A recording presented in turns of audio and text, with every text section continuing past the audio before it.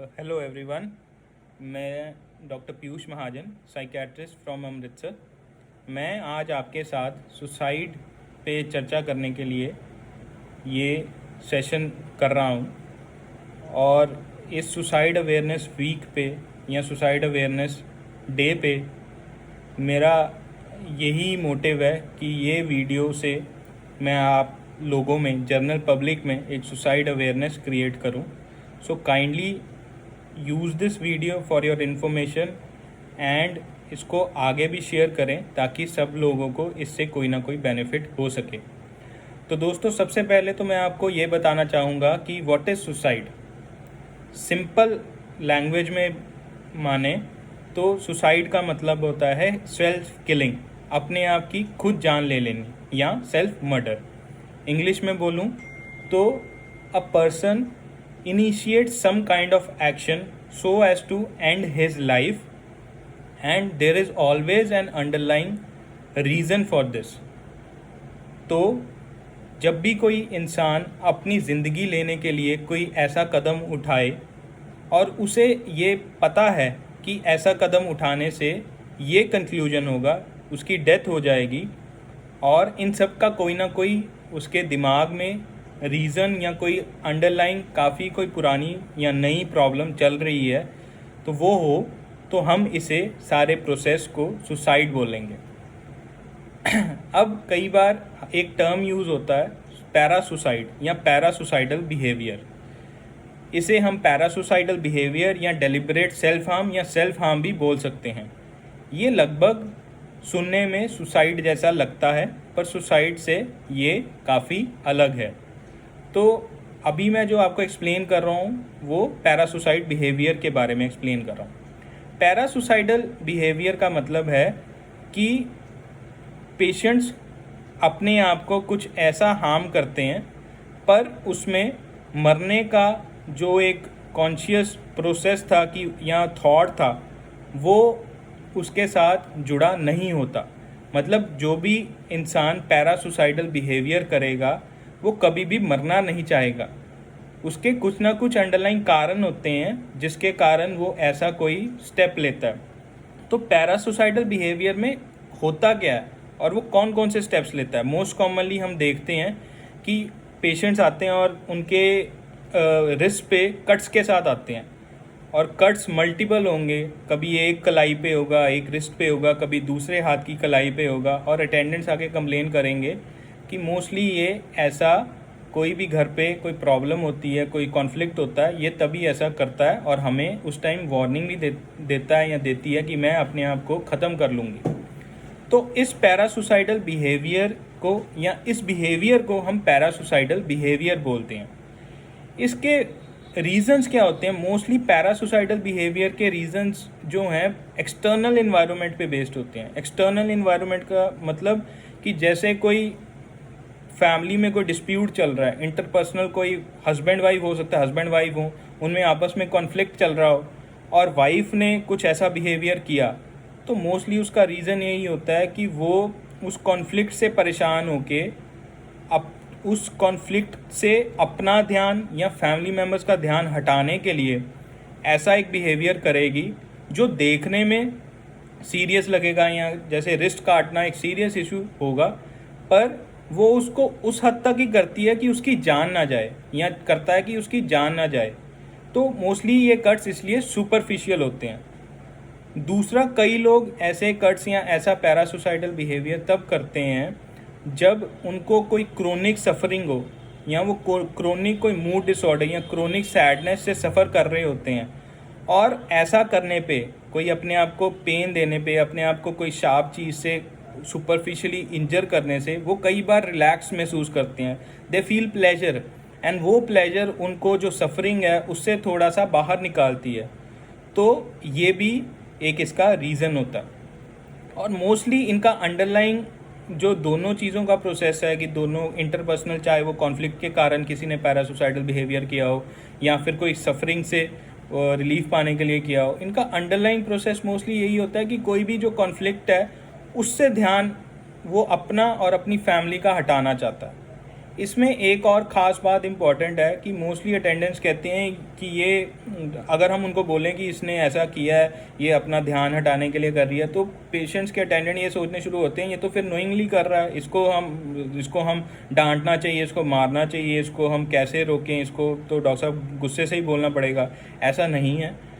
हमेशा जो भी मेंटल प्रोसेसेस होते हैं वो मोस्टली अनकॉन्शियस होते हैं, मतलब हमारी अवेयरनेस में नहीं होते, और हम ना चाहते हुए भी ऐसी चीज़ करने के लिए अपने आप को फोर्स कर देते हैं, या हम खुद ही फोर्स हो जाते हैं कि ऐसे चीज़ हम करें।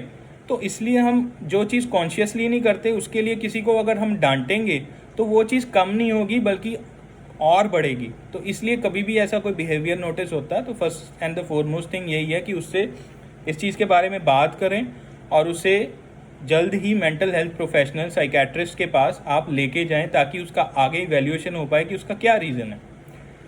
Now coming back to suicide, जैसे मैंने स्टार्ट किया कि सुसाइड एक सेल्फ किलिंग है, सेल्फ मर्डर है। अब इसके रीजंस क्या हो सकते हैं? सुसाइड के जो रीजंस हैं मैं अपनी इस टॉक में थोड़ा एज ग्रुप के हिसाब से आपको बताना चाहूँगा। सबसे पहले less than 10 years, these suicides are rare. ये मोस्टली नहीं देखे जाते, इनफैक्ट जब भी देखे जाते हैं हम इसे सुसाइड भी नहीं बोल सकते, मोस्टली एक्सीडेंटल डेथ्स होती हैं। और इनमें मोस्टली देखे जाते हैं कि घर में जैसे कोई पुलिस ऑफिसर है, उसके पास गन थी और उसके बच्चे ने कोई ऐसा मिसहैप हो गया, उसने गन चला दी और बच्चे को खुद की बॉडी पे शूट हो गया और उसकी डेथ हो गई। ये हो सकता है। कई बार घर पे कोई इंसेक्टिसाइड पड़ा है, कोई कीड़े मारने की दवाई पड़ी है, तो गलती से बच्चे ने इंजेस्ट कर ली, तो ये एक एक्सीडेंटल डेथ्स हैं। इन्हें हम कई लोग सुसाइड का नाम दे देते हैं, पर mostly these are not suicides. अब 10 साल से ऊपर जो सुसाइड का रेट है वो आजकल बढ़ रहा है, और जैसे जैसे 15 साल के ऊपर जाते हैं, 18 साल से लेके 35 साल तक सुसाइड का रेट है इस टाइम काफ़ी ज़्यादा है। आगे रिलेटिवली पिछले 15-20 साल या पिछले 5-7 साल या इनफैक्ट अगर 1-2 साल की भी बात करें, रूटीन में हर एक दिन में ये रेट जो है बढ़ रहा है। तो बेसिकली इस एज ग्रुप में, मैं 10 से 20 साल की अगर बात करूं, इस एज ग्रुप में इसका रीज़न क्या होगा? बेसिक जो रीज़न है, सबसे पहले तो है एकेडमिक प्रेशर। एकेडमिक प्रेशर दोनों की तरफ से हो सकता है, चाहे वो पेरेंट्स हो चाहे वो टीचर्स हो, क्योंकि आजकल एक रैट रेस है, आजकल एक दौड़ है कि पेरेंट्स भी चाहते हैं और टीचर्स भी चाहते हैं या उनके गार्जियंस भी चाहते हैं कि हमारा बच्चा एक्सेल करे। और कई बार वो इस रेस की दौड़ में बच्चे को दौड़ाने के लिए ये सब भी इग्नोर कर देते हैं कि बच्चे का अपना आईक्यू कैसा है या बच्चे का अपना एक पर्सनैलिटी कैसे है, वो किस हिसाब से चीज़ें ग्रैस्प करता है। कईयों की ग्रैस्पिंग पावर स्लो होती है, कई ग्रैस्प ऐसे करते हैं कि एक प्रोसेस से कर लेंगे, चाहे वो विजुअल फॉर्म में कर लेंगे, कई बार वो बोलने या वर्बली कोई चीज़ सुनाई जाती है उसमें नहीं कर पाते। तो टाइम के साथ ही बच्चे का हम कह सकते हैं कि उनकी ग्रोथ का, उनका डेवलपमेंट का हम आगे देख सकते हैं। हम एक टाइम पे ही बच्चे का कहें कि हम सब कुछ इसका हाई-फाई या इसको फर्स्ट पोजीशन में लाएं, तो उस पर अनड्यू प्रेशर आता है। सेकंड है अनड्यू यूज़ ऑफ या एक्सेसिव यूज़ या ऑफ या ओवर यूजेज ऑफ टेक्नोलॉजी। अब टेक्नोलॉजी जैसे आपको सबको पता है, या आप लोग अपने घरों में देख रहे हैं या हम लोग भी आजकल देख रहे हैं कि छोटे बच्चों को फर्स्ट सेकंड या 3-4 साल के बच्चों को इनफैक्ट मोबाइल पकड़ा दिया जाता है, और वो मोबाइल चलाने में काफ़ी हद तक, अगर 10-12 साल का कोई बच्चा, मुझे लगता है वो हमसे ज़्यादा एक्सपर्ट होंगे मोबाइल चलाने में या कोई टैब चलाने में। तो इसका एडवांटेज ये है कि ठीक है, आजकल वर्चुअल लर्निंग काफ़ी इफेक्टिव है, काफ़ी ऐप्स हैं ऐसा कुछ कि जो मतलब गाइडेंस देती हैं या कुछ है, पर मुझे जहाँ तक लगता है इसका नुकसान जो है वो ज़्यादा है। नुकसान किस फॉर्म में है? सबसे ज़्यादा एविडेंट आप सभी को पता है, आजकल गेमिंग डिसऑर्डर्स, जो मोबाइल गेमिंग डिसऑर्डर्स हैं, वो बहुत कॉमन है। रिसेंटली अभी गवर्नमेंट ऑफ इंडिया ने एक बैन किया है पबजी नाम की, और उससे पहले 2-3 साल पहले ब्लू व्हेल नाम से एक गेम आई थी, तब भी काफ़ी बच्चे आ रहे थे कि उसमें गेम ऐसी होती हैं कि वो बच्चों को उलझाती रहती हैं, और बच्चे या कह लें 10-12 साल के बच्चे या 15-20 साल के भी बच्चे हैं, वो उनमें इतने एनग्रॉस हो जाते हैं कि वो गेम वाले या गेम जिस हिसाब से भी चलती है वो उसमें उसी के अकॉर्डिंग फंक्शन करते हैं। जैसे ब्लू व्हेल में मुझे याद है उसमें कुछ स्टेप्स होते हैं कि फर्स्ट स्टेप में आपने ये टास्क करनी है, फिर वो टास्क एक कंप्लीट हो जाती थी तो उनको सेकंड टास्क कुछ हफ्ते बाद दी जाती थी। तो हर बार एक एडिक्शन बनने के चांस बढ़ते रहते थे, और जब लास्ट टास्क आती थी, मोस्टली लास्ट टास्क ऐसी होती थी कि उनको अपने आप को कुछ हार्म करना होता था और वो हार्म थोड़ा सिवियर होता था और वो सुसाइड की फॉर्म में हो जाता और मोस्टली बच्चों की डेथ्स भी हुई थी।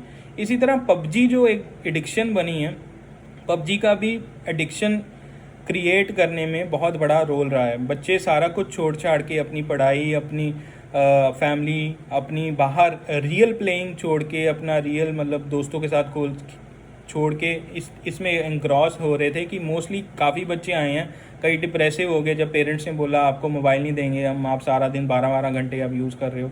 सो टेक्नोलॉजी भी कहीं ना कहीं ये क्रिएट कर रही है कि मेंटल डिसऑर्डर्स जो 10 से 20 साल की एज के बच्चों में। तीसरा, टेक्नोलॉजी का ही मैं बात करूँगा कि टेक्नोलॉजी के कारण बच्चे या 10 से 20 साल के जो एज ग्रुप के लोग हैं वो रियल लाइफ से कट ऑफ हो रहे हैं और मोस्टली रियल लाइफ में या वर्चुअल लाइफ में ज़्यादा इन्वॉल्व हो रहे हैं। तो जब भी हम रियल लाइफ को इन्वॉल्वमेंट हमारी कम होती है और रियल लाइफ पे ज़्यादा होती है तो हमारा जो इमोशनल एक डेवलपमेंट है वो नहीं हो पाता। और जब भी इमोशनल डेवलपमेंट नहीं हो पाता हम लोग काफ़ी फ्रेजाइल बन जाते हैं। हम बड़ी जल्दी, फ्रेजाइल का मतलब हम बड़ी जल्दी किसी भी स्ट्रेस आने पे, किसी भी तरह का प्रॉब्लम आने पे हम बड़ी जल्दी गिव अप कर जाएंगे। तो ये जो सिचुएशन आती है तो इसका हम अल्टीमेटली क्या होता है, ये सारे 3 रीजंस के कारण ultimately mood disorder, depression, anxiety, headache, migraine, ultimately substance abuse, नशा, ये सब अल्टीमेटली सुसाइड का कारण बन जाते हैं। अब जैसे जैसे हम बड़े होते हैं हमारा एकेडमिक्स के अलावा job pressures, relationship pressures, marital pressures, अगर कोई मैरिड है कई बार उनको आगे बच्चा नहीं हो पा रहा तो वो इशू का प्रेशर की या सोसाइटी का प्रेशर कि आपका अभी तक इतने साल हो गए मैरिज को तो बच्चा नहीं हुआ, तो मे बी एक पार्टनर ऐसा हो कि प्री डिस्पोज्ड हो, आगे ही उसकी पर्सनैलिटी ऐसी हो। अब पर्सनैलिटी की बात हुई है तो मैं फिर इसको थोड़ा रिलेट करूँगा कि कई लोग स्टार्टिंग से पर्सनैलिटी ऐसी होती है कि they get highly influenced by what others से, वो बड़े डिपेंडेंट होते हैं, बड़े एंशियस होते हैं और कोई भी स्ट्रेसर आने पे वो बड़े जल्दी गिव अप कर जाते हैं। तो ऐसे लोगों में सुसाइड होने के चांस ज़्यादा होते हैं। और इस एज ग्रुप में अब मैंने 20 से लेकर 30 साल या 20 से लेकर 40 साल की एज ग्रुप की बात कर रहा हूँ, तो mood disorders, depression, anxiety, headache, migraine, ये सब कुछ छोटे छोटे कारण होते हैं पर ये कई बार इतने सिग्निफिकेंट बन जाते हैं कि लोगों को अवेयरनेस नहीं होती कि हमें ट्रीटमेंट लेना चाहिए। और ट्रीटमेंट ना लेने के कारण ये डिसऑर्डर्स इतने प्रोलॉन्ग हो जाते हैं कि अल्टीमेटली उनको एक सिचुएशन में जाके लगता है कि मैं अब इसका इलाज नहीं करवा पाऊँगा या इसका कोई इलाज ही नहीं है, तो इसका इलाज यही है कि मैं अपनी लाइफ ले लूँ और ख़त्म हो जाऊँ, तो सुसाइड बन जाता है उसका। फिर उसके अलावा साइकोटिक डिसऑर्डर्स का मतलब कई लोगों को ऐसी बीमारियां हो जाती हैं जो उनको खुद से नहीं पता होता कि हमें हो रही हैं और मोस्टली अटेंडेंट्स आगे बोलते हैं। जैसे कि किसी को कानों में आवाज़ें आती हैं, कोई कहता है मुझे कुछ दिखाई दे रहा है और कोई शक वहम की बातें करने शुरू हो जाता है। और मोस्टली ये सब चीज़ें दूसरा कोई उनका अटेंडेंट आगे बोलता है और कई बार वो इतने अब्यूज़िव एग्रेसिव हो जाते हैं कि मतलब उसको एक प्रॉब्लम हो जाती है, साइकोटिक डिसऑर्डर जिसे बोलें। तो कई बार इस डिसऑर्डर्स में या इन डिसऑर्डर्स में खुद को ऐसी आवाज़ें आती हैं जो खुद को हार्म करने के लिए कहती हैं। तो कई बार इन आवाज़ों के अंडरलाइन आते पेशेंट खुद को ख़त्म करने की कोशिश करता है और मोस्टली इनके कारण वो सुसाइड कर लेता है। फिर जैसे जैसे एज ग्रुप और बढ़ता है, एल्डरली में हम कहें कि सुसाइड का जो इंसिडेंस है वो भी बढ़ रहा है। उसका रीज़न ये है आजकल न्यूक्लियर फैमिलीज़ हैं, बच्चे बाहर हैं, पेरेंट्स अकेले होते हैं, पीछे से कोई देख रेख करने वाला नहीं होता। तो कई बार ऐसी सिचुएशन बन जाती है कि elderly are also compelled to end their life prematurely when they think that they have no one to talk to or no one can attend them. So ये भी एक रीज़न बन जाता है। अब मैं 2-3 इंडिकेटर्स के बारे में बात करूँगा सुसाइड के, कि कैसे हम सुसाइड को थोड़ा पहचान सकते हैं। 3 वर्ड मैं यूज़ कर रहा हूँ, होपलेसनेस, हेल्पलेसनेस और वर्थलेसनेस। होपलेसनेस का मतलब पेशेंट ये बोलेगा कि डॉक्टर साहब मुझे अब ये लगता है कि मेरे फ्यूचर में कुछ नहीं रहा, मुझे अब कोई होप नहीं लग रही, आगे कोई होप नज़र नहीं आ रही। वर्थलेसनेस का मतलब पेशेंट बोलेगा कि मुझे ऐसे लगता है मैं किसी काम का नहीं है, मेरी कोई औकात नहीं है। हेल्पलेसनेस का मतलब ऐसा है कि मुझे कोई अब मेरी हेल्प नहीं कर सकता, मैं एक ऐसे मोड़ पे हूँ, ऐसे सिचुएशन में हूँ, अब मेरी कोई हेल्प नहीं कर सकता। जब ये 3 चीज़ें या ये 3 वर्ड्स या ये 3 आंसर्स आपको मिल जाएं, आप क्वेश्चनिंग के दौरान जब आप इंटरव्यू कर रहे हो किसी का, या आप किसी से बात कर रहे हो कोई डिप्रेसिव पेशेंट से, तो आप समझो कि इसका नेक्स्ट स्टेप सुसाइड हो सकता है, और आप अलार्मिंग एक वो रखो अपनी अप्रोच, और ऐसे पेशेंट की मॉनिटरिंग या उसका फॉलोअप डेली करो। इसे हम बैकस्ट्राइड भी बोल सकते हैं। इसके अलावा और क्या सुसाइड को आइडेंटिफाई करने के पॉइंट्स होते हैं कि जैसे कई लोग अपनी विल बनाने के लिए एकदम बोल देते हैं कि मेरी विल प्रिपेयर कर दो, या कई लोग रोज़ बातों बातों में कुछ ऐसी बात कहेंगे कि अब तो मेरा टाइम थोड़ा ही रह गया मुझे। कई लोग क्या करते हैं, कई लोग सामान ले आते हैं कि जैसे कोई रोप ले आए, कोई रस्सी ले आए, कोई इंसेक्टिसाइड स्प्रे ले आए। तो ये 2-3 चीज़ें आप देखो, आप ध्यान रखो कि कोई अगर आपको अपने घर पे या आपका फैमिली मेम्बर कुछ ऐसा लगता है कि उसको कोई ना कोई मेंटल प्रॉब्लम है, तो उसके ये चीज़ों पे ध्यान रखो, वो क्या कर रहा है क्या नहीं कर रहा, उसके बिहेवियर, उसकी टॉक्स में क्या कंटेंट है, ये चीज़ें भी ज़रूरी हैं। उसके बाद अब मैं आपको जो अपना कंक्लूड करूँगा टॉक के साथ, वो बेसिकली मैनेजमेंट के साथ कंक्लूड करूँगा। अब इस वीडियो के थ्रू मैं ये तो नहीं बता सकता कि मेरा क्या रोल होगा या मैं कैसे मैनेज करूँगा, मैं पर ओवरऑल एक आपको जो टिप दे रहा हूँ कि एक सबसे ज़रूरी है कि कोई भी आपको अगर ऐसा कोई पेशेंट दिखता है या ऐसा कोई भी पेशेंट आपको लगता है कि he or she suffering from any kind of mental problem that can be stressful or that can increase in severity or that needs to be addressed, तो उसको जल्द से जल्द किसी मेंटल हेल्थ प्रोफेशनल के पास लेके जाओ, या अगर वो नहीं भी जा रहा तो go to a mental health professional by yourself and ask him कि what can we do, how can we manage this. तो आपको कुछ स्टेप्स बताएंगे, आपको कुछ तरीके बताएंगे। सो ये चीज़ सबसे ज़्यादा ज़रूरी है। और ऑलवेज लिसन, अगर कोई आपको बोल रहा है कि मैं डिप्रेसिव हूँ, आप ये मत बोलो कि हाँ कोई यार डिप्रेशन तो ऐसे ही होती है, क्या बात है डिप्रेशन से क्या हो जाना है, तू अपना मन ठीक कर, तू स्ट्रांग हो, ये सब बातें करो। और वो बात चाहे वो कर रहा हो कि नहीं मेरा मन करता है यार आजकल मैं अपनी लाइफ दे दूं, और कल आपको एकदम फ़ोन आता है सुबह सुबह अर्ली मॉर्निंग की उस बंदे ने तो फलाने ने सुसाइड कर लिया, तो सारी उम्र आप परेशान रहोगे, आप खुद डिप्रेशन में चले जाओगे कि मैंने ऐसा तब एक्चुअल स्टेप क्यों नहीं लिया। तो इसलिए कोई भी कुछ आपको ऐसा कुछ बोले उसको हमेशा सुने।